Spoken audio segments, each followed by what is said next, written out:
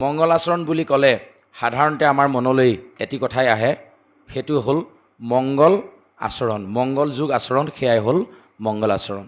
এতিয়া মংগলাচৰণ বুলি ক'লেই যে প্ৰতিটো অনুষ্ঠান ভেদে আচৰণবোৰ বেলেগ বেলেগ হ'ব।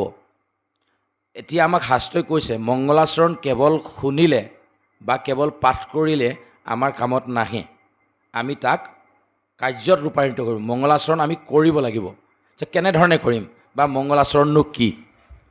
মই মাইক্ৰফোনটো লৈ লৈছোঁ। তো এই সম্পৰ্কে আমাক শাস্ত্ৰই জনাইছে যে স্থান কাল পাত্ৰভেদে আচৰণসমূহ বেলেগ বেলেগ হয়। উদাহৰণ এটা আমি অকণমান উদাহৰণ ল'ব বিচাৰিছোঁ।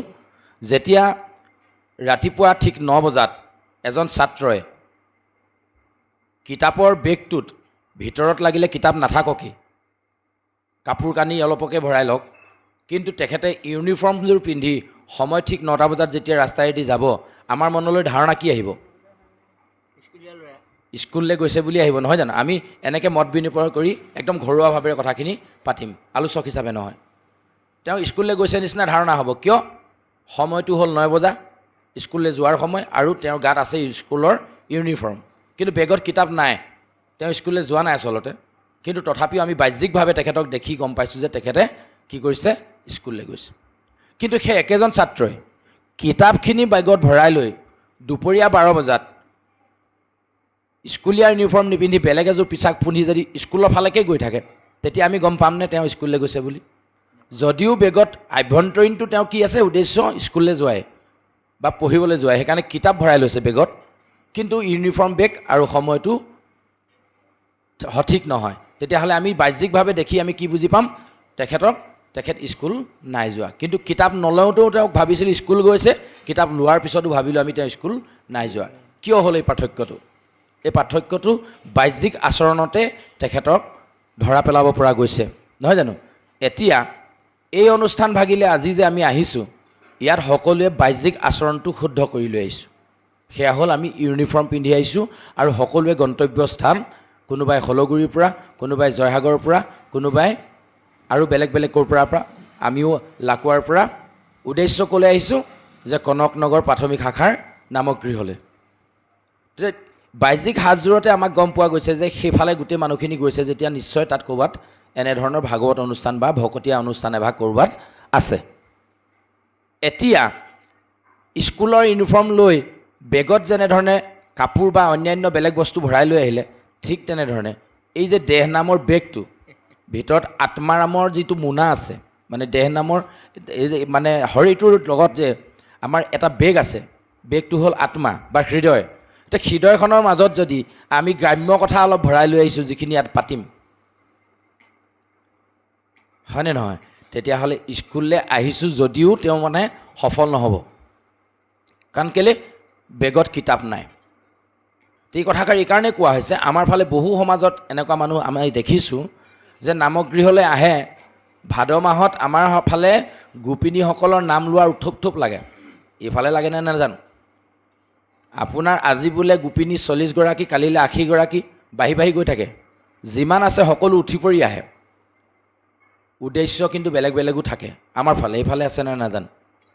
তাৰমানে ইউনিফৰ্মটো ঠিকেই পিন্ধে, কাপোৰ সাজ পিন্ধি নামক গৃহলৈ বুলিয়ে ওলায়, বেগত কি ভৰাই লয় জানেনে? বোৱাৰীজনীক আজি ভালকৈ এচাত দিছোঁ, কথা নুশুনে নহয়। আহিয়ে চিধা গৈ লগৰ 3 গৰাকীক বহি লৈ সেইফালে চুকতে কোপ মাতি, আজি বোৱাৰীক দিছোঁ এচাত। কিমান সহ্য কৰি থাকিবা? এনেকৈহে ক'লোঁ, তেনেকৈহে ক'লোঁ। আৰু সিফালে বোৱাৰীক কিজানি সেইফালে চুক এটাত বহি লৈ, আজি শাহুমাক উভতি ধৰিলোঁ আৰু উপায় নাই, সদায় আৰু কিমান সহ্য কৰি থাকিব? এই যে মোনাটোত বেলেগ বস্তু লৈ আহিলে, ছাত্ৰ জীৱনৰ উদ্দেশ্য সফল হ'ব জানো? আমাৰো উদ্দেশ্য সফল নহ'ব বুলি কৈছে। মংগলাচৰণৰ ভিতৰত আমাক প্ৰথমে কৈছে যে এটা পবিত্ৰ মন লৈ ভগৱন্তৰ কথা শুনিবৰ কাৰণে প্ৰথমে কাইটো আমি ইয়ালৈ আনিব লাগিব, লগত মন নামৰ বেগটোত কেৱল নাম মাত্ৰ ভগৱন্তৰ কথা ভৰাব পৰাকৈ ঠিক কৰি আনিব লাগিব, আৰু আহিয়েই পোনে বাক্য উচ্চাৰণ কৰিব লাগিব, কি? ভগৱন্তৰ গুণনাম কীৰ্তন। যেতিয়ালৈকে মই নামগৃহত উপস্থিত থাকিম, তেতিয়ালৈকে মোৰ কাইটো ইয়াতে থাকিব লাগিব, মনটো ভগৱন্তৰ চৰণত থাকিব লাগিব, বাক্য কেৱল ভগৱন্তৰ ক'ব লাগিব। এই তিনিটা আধ্যাত্মিক বস্ত্ৰ আমাৰ যদি গাত থাকে তেতিয়াহ'লে আমাৰ 3 বস্ত্ৰ সফল হ'ব। অন্যথা আমি ধুতি চেলেং গামোচা 3 বস্ত্ৰ ল'লে বাহ্যিকটোহে সম্পূৰ্ণ হ'ব, ভিতৰৰ কিতাপৰ বেগটোত কিন্তু বেলেগ বস্তু থাকিবও পাৰে, হয়নে নহয়? হয় নহয় জানো? গতিকে আইসকলে 3 বস্ত্ৰ লৈ কেনেকৈ আহিব? সেইকাৰণে আমাক কোনোবাই গীতৰ মাধ্যমে কৈছে 3 বস্ত্ৰ ল'লেই জানা ভকত নহয়, প্ৰসাদ খালেই জানা বৈষ্ণৱ নহয়, হয়নে নহয়? 3 বস্ত্ৰ ল'লেই বৈষ্ণৱ হ'ব, ভকত হ'ব নোৱাৰিব, যদিহে দেহ মন বাইক এই তিনিওটা ভগৱন্তৰ চৰণত নাথাকে। এতিয়া আইসকলেও যদি কায় মন বাইক তিনিওটা বস্তু ভগৱন্তৰ চৰণত দি ৰাখে তেতিয়াহ'লে বাহ্যিক বস্ত্ৰ যিয়েই নহওক আভ্যন্তৰীণ তেখেতৰ বেগটোত কিতাপ সোমাই আছে। তাৰমানে 12টা বজাত তেওঁ বেলেগ কাপোৰ পিন্ধি যদিও গৈছে, উদ্দেশ্য তেওঁৰ কি? কিতাপ পঢ়া। তেওঁ সফল হ'বনে নহ'ব? নিশ্চয় হ'ব। আচ্ছা, মংগলাচৰণৰ ভিতৰত আমি আৰু ঢেৰ কথা নকওঁ, আৰু এটা মাত্ৰ উদাহৰণ দিব বিচাৰিছোঁ। এনেকুৱা ঢেৰ কথা আছে যে মংগলাচৰণৰ এনেকুৱা ধৰণৰ ঢেৰ আচৰণ আছে যিখিনি আচৰণ শুদ্ধ কৰি নামগৃহলৈ আহিলে ভগৱন্তৰ গুণনাম কীৰ্তন কৰাৰ ক্ষেত্ৰত আমি অকণমান সফল হ'ম, ভগৱন্তৰ কৃপাৰ পাত্ৰ হ'ম, অন্যথা ভগৱন্তৰ কৃপাৰ পাত্ৰ আমি হ'ব নোৱাৰোঁ। এইটোকে আমি আকৌ মংগলাচৰণ ইমানতে এৰি দিম, আমি পাঠ যি হয় পাঠলৈ যাম। নহ'লে মংগলাচৰণতে ক'বলগীয়া ঢেৰ আচৰণ আছে, বহু আচৰণ আছে। জ্যেষ্ঠজনক সন্মান কৰাৰ পৰা কনিষ্ঠজনক মৰম কৰালৈকে ইত্যাদি ইত্যাদি, সকলোকে সম্ভাৱ জ্ঞান কৰাৰ পৰা আদি কৰি বিভিন্ন ধৰণৰ মংগল আচৰণ আছে, যিখিনি আচৰণ শুদ্ধ নকৰিলে আমি নামগৃহত আহি এনেহে বহি থকা হ'ব। মানে কথাটো হ'ল কি, এজন পুলিচ বিষয়াই চোৰটোৰ লগত যিখিনি ব্যৱহাৰ কৰে আচৰণ কৰে, একেখিনি আচৰণ যদি ঘৰত মানুহগৰাকীৰ লগত কৰে, সংসাৰ হৈ থাকিবনে? নাথাকিব, নহয় জানো? আচৰণবোৰ বেলেগ বেলেগ হ'ব, স্থানকাল পাত্ৰভেদে আচৰণ বেলেগ বেলেগ হ'ব। যে হওক, এতিয়া আমি আৰু এটা কথা এনেকৈ ক'ব বিচাৰিছোঁ, আচৰণ যদি আমাৰ মংগল নহয় তেতিয়াহ'লে আমি ভগৱন্তৰ কৃপাৰ পাত্ৰ হ'ব নোৱাৰোঁ। গুৰুজনাই প্ৰথম মংগলাচৰণ বুলি আৰম্ভ কৰিয়ে কি বুলি ক'লে? জয় জয় কৃষ্ণ কৃপাময় মহেশ্বৰ, যাৰ আজ্ঞা শিৰে বহে ব্ৰহ্মা হৰি হৰ। কৃপাময় বুলি ক'লে, এতিয়া ইয়াত যদি উঠি অহা ল'ৰা ছোৱালী কোনোবা থাকিলেহেঁতেন, 6, 7, 8ত পঢ়া ল'ৰা ছোৱালী থাকিলেহেঁতেন, আমি সুধিব পাৰিলোহেঁতেন বা বিজ্ঞসকলে জানে যে কৃপাময় শব্দটোৰ পৰা এটা যদি সমাহ বাক্য আমি লিখিবলৈ কওঁ, তেওঁলোকে কি লিখিব লাগিব? যি সকলোকে কৃপা কৰে, তেওঁকে কৃপাময় নুবোলে জানো? আচ্ছা, যদি ভগৱন্তই সকলোকে কৃপা কৰেই তেতিয়াহ'লে বাপ আপুনি দুখী মই সুখী, আপুনি ধনী মই দুখীয়া, আপুনি বগা মই ক'লা, সকলো সমান কিয় নহয়? যদি ভগৱন্তই সকলোকে কৃপা কৰে সমানে, তেতিয়াহ'লে সকলো সমান হ'ব লাগিছিল, সকলো সমানে অভিজ্ঞ হ'ব লাগিছিল, সকলো সমানে জ্ঞানে পুষ্ট হ'ব লাগিছিলে, সকলোৱে সমানে সকলো কাম কৰিব পৰা হ'ব লাগিছিলে, কিয় নহয়? এতিয়া শাস্ত্ৰই পিছলৈ আমাক জানিবলৈ দিছে যে গণ্ডগোলটো ভগৱন্তৰ কৃপাটোত নাই, গণ্ডগোলটো আছে পাত্ৰটোত। উদাহৰণস্বৰূপে টেপ এটাৰ পৰা, বাহিৰৰ টেপটোৰ পৰা পানী এঘটি আনিবৰ কাৰণে আমাৰ ভূঞা বাপজনায়ো ঘটিটো লৈ গ'ল এভাগ, আমিও পাত্ৰ এটা লৈ গ'লোঁ। একেটা টেপৰে পানী, তেখেতে অলপ আনিলে ময়ো অলপ আনিলোঁ, মোৰ পানীখিনি ঘোলা লেতেৰা হ'ল, তেখেতৰখিনি চাফা হ'ল। কাৰণটো কি? কাৰণটো কি? কৃষ্ণ, মোৰ পাত্ৰটোত লেতেৰা পৰি আছিল, গোবৰ জাবৰ লাগি আছিল, সেইকাৰণে মোৰ পানীখিনি লেতেৰা হ'ল, নহ'লে একেটা টেপৰে পাতি। আচ্ছা, এতিয়া এই যে পাত্ৰবোৰ, আমি এই গ্লাছটো এটা পাত্ৰ পানী থৈছোঁ, ঘটিটো এটা পাত্ৰ তাত আমি পানী থৈছোঁ, নহয় জানো? বা ধৰক এই ঠগাখন এখন পাত্ৰ তাত আমি ভাগত ভাগ থৈছোঁ, এই পাত্ৰবোৰ দেখি আছোঁ যে কৃপাৰ পাত্ৰ, ভগৱন্তৰ কৃপাৰ পাত্ৰ। মানুহজন বোলে বৰ দয়াৰ পাত্ৰ দেই, মানুহজন বৰ শ্ৰদ্ধাৰ পাত্ৰ, ল'ৰাটো বৰ মৰমৰ পাত্ৰ। এই পাত্ৰকেইটা ক'ত থাকে? দেখিছোঁ নাই আমি? এইকেইটাবোৰ বাহ্যিক পাত্ৰ আমি দেখি আছোঁ, যে এই যে মৰম থকা পাত্ৰটো, কৰুণা থকা পাত্ৰটো, দয়া থকা পাত্ৰটো ক'ত থাকে? দেখিছোঁ নাই? কিন্তু অন্তৰত মৰম থাকে, হৃদয়ত কৰুণা থাকে, প্ৰেম ভাৱ থাকে, নাথাকে জানো? অন্তৰ বা হৃদয় বুলি এডোখৰ জেগা আছে, এডোখৰ পাত্ৰ আছে, য'ত ভগৱন্তৰ কৃপাটো পৰে। এতিয়া সেই পাত্ৰটো যদি লেতেৰা থাকে, ভগৱন্তই আজিৰ দিনত সমস্তকে সমানে কৃপা কৰিব। কেলৈ? আমি সমস্তই ভগৱন্তৰ চৰণত তেওঁৰ কথা শুনিবৰ কাৰণে আহিছোঁ, তেওঁৰ ওচৰত আমি সেৱা ধৰিবলৈ কাৰণে আহিছোঁ। গতিকে ভগৱন্তই আজি সমস্তকে সমানে কৃপা কৰিব। এতিয়া মোৰ পাত্ৰটো যদি লেতেৰা হৈ থাকে, তেতিয়াহ'লে ইয়াৰ পৰা মই লেতেৰা কৃপা অলপ লৈ যাম, আৰু আপোনালোকৰ পাত্ৰটো চফা, গতিকে আপোনালোকে কৃপাখিনি, ভগৱন্তৰ কৃপাখিনি চাফাকৈ লৈ যাব, তেতিয়াহ'লে আপোনালোকৰ উপকাৰ হ'ব, মোৰ অপকাৰ হ'ব, হ'বনে নহ'ব? গতিকে এই হৃদয় নামৰ পাত্ৰটো চফা আমি কেনেকৈ কৰিম? বাহ্যিক পাত্ৰবোৰ আমি দেখি থাকোঁ কাৰণে তাক লেতেৰা দূৰতে এৰিম। এই উদাহৰণটো আমি প্ৰত্যেক জেগাতে দিওঁ, আজিও কওঁ। আমাৰ ফালে এজন বাপ আছিল, ভূপেন ভৰালী, তেৰাক এদিন কোৱা হ'ল বোলে, নহয় নামঘৰত শৰাই ভাগি আপুনি অৰ্পণা কৰক। শৰাই ক'ত অৰ্পণা কৰে? মণিকূটত, নহয় জানো? মণিকূটত তেওঁ শৰাই ভাগ অৰ্পণা কৰিবলৈ কোৱা হ'ল। তেখেতে ক'লে বাপ মোক বোলে চেণ্ডেল পিন্ধি যাবলৈ দিবনে? বেয়া লাগিছে শুনি ন? যদিও হাঁহিছোঁ কথাটো শুনিব অদ্ভুত নিচিনা লাগিছে। শৰাই সজাবলৈ কৈছে, আকৌ চেণ্ডেল পিন্ধি যোৱাৰ কথা কৈছে। আমি দিম নে নিদিম? আমিতো বাদ দিয়ক, এই তৃতীয় চতুৰ্থ শ্ৰেণীত পঢ়া ল'ৰাটো ক'ব বোলে চেণ্ডেল পিন্ধি নাহিব, অকণ মণিকোটটো বাদেই দিয়ক, নামক গৃহত সোমাবলৈকে নিদিব। কিয় নিদিয়ে?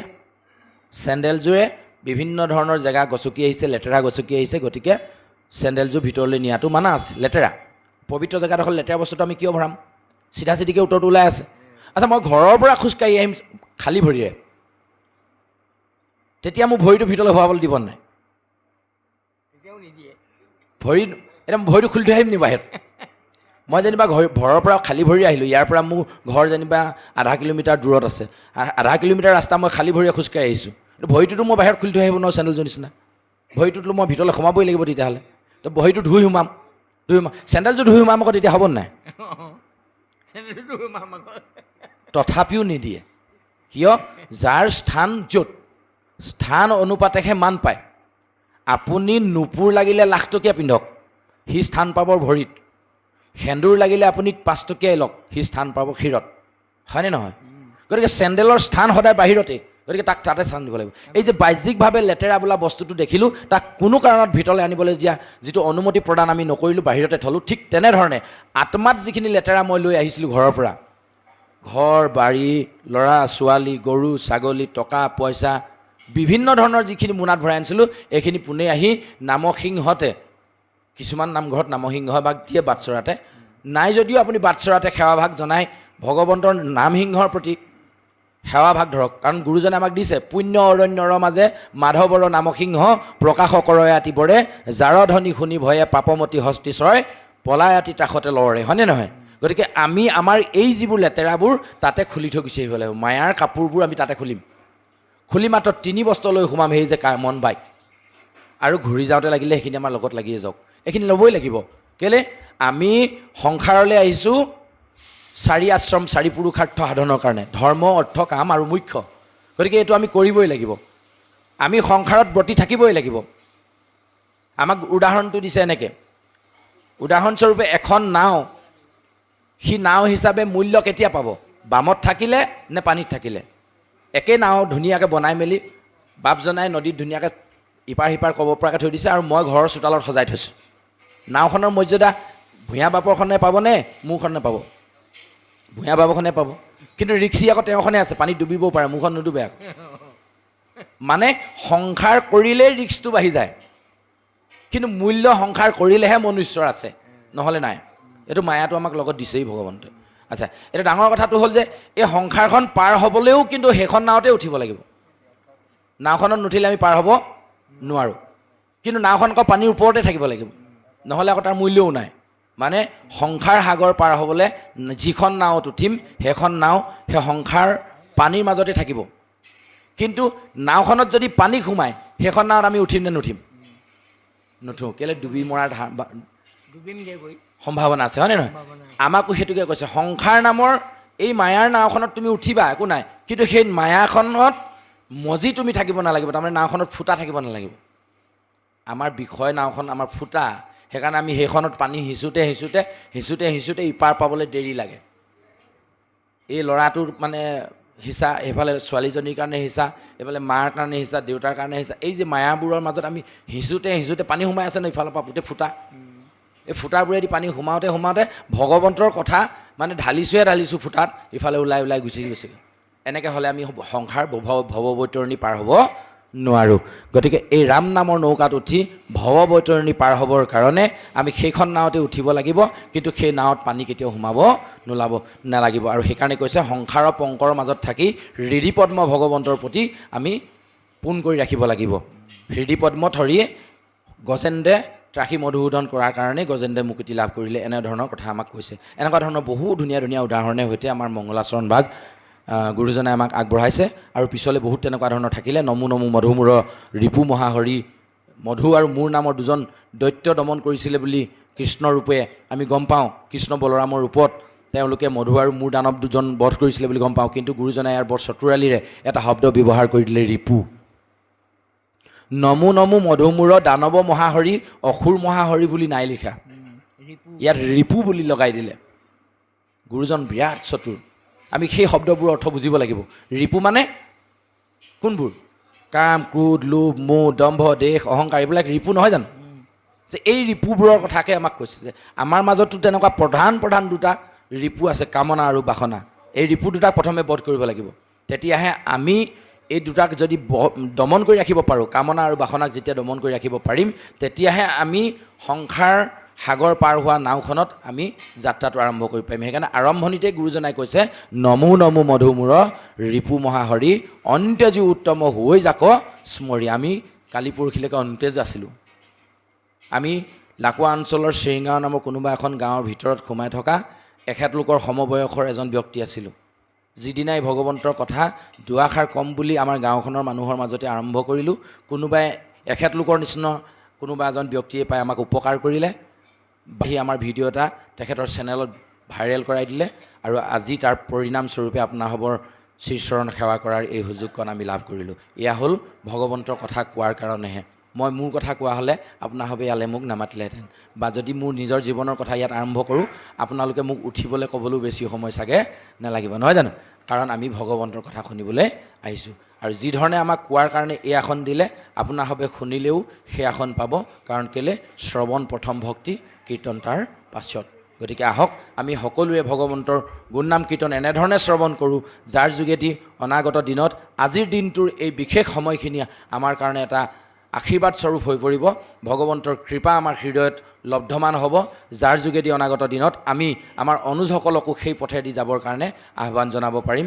ইয়াকে কৈ আমাৰ মংগলাচৰণৰ এই চমু দুআষাৰ ইমানতে এৰি দি আমি পিছৰ পাঠলৈ যাবৰ কাৰণে বাপৰ চৰণত সেৱা ধৰাইছোঁ। কৃষ্ণ।